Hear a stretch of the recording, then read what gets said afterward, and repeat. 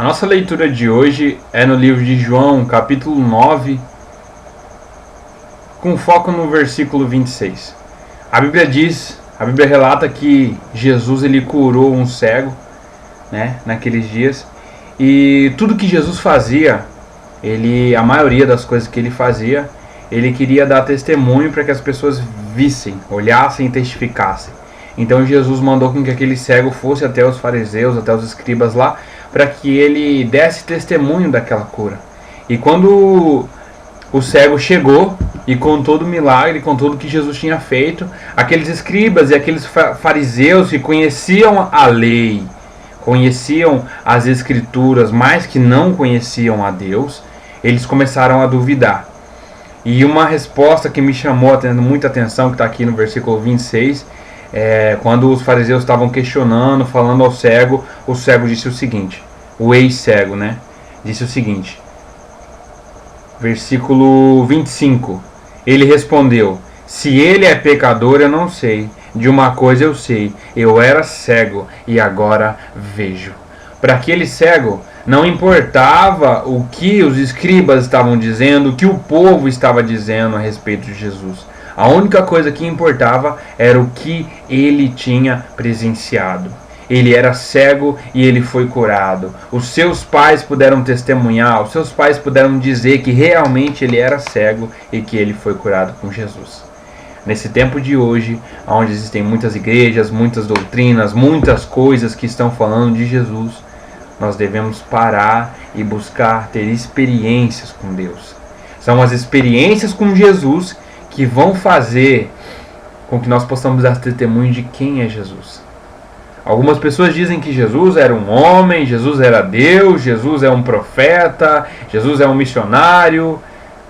O que vai valer para mim é a minha experiência com Jesus. É quem Ele é realmente que vai valer para mim.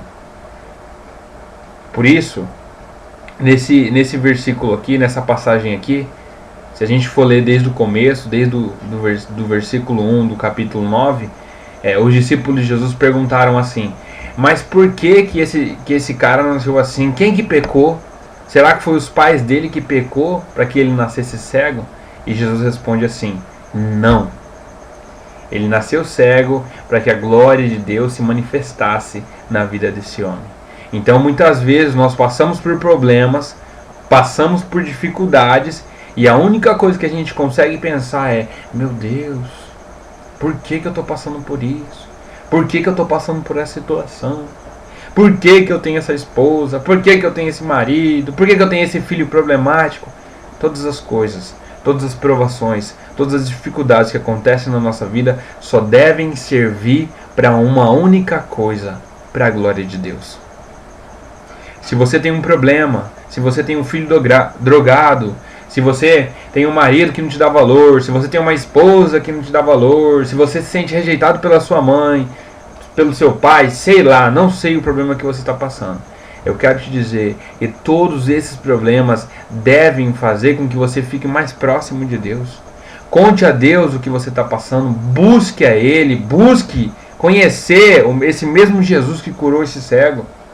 Porque a Bíblia diz que ele morreu, mas que ele ressuscitou ao terceiro dia e vivo está para todo o sempre. E eu garanto para você que a partir do momento que você começar a buscar Deus, que você dobrar os seus joelhos, que você começar a fazer sua oração, que você começar a viver de acordo com o que Ele falou, a sua vida vai ser transformada, assim como a desse cego foi.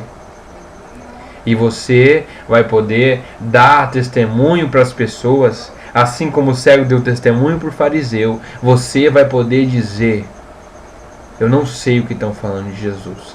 A única coisa que eu sei é que Ele mudou a minha vida, é que Ele transformou a minha vida, é que Ele fez um milagre na minha vida. A única coisa que você precisa fazer é buscar a esse Jesus que está escrito na Bíblia. Eu não sei o que falaram de Jesus para você, eu não sei como falar. Eu só quero te dizer que tem uma oportunidade de você conhecer Jesus. Não desperdice essa oportunidade. Amém? Deus te abençoe em nome de Jesus.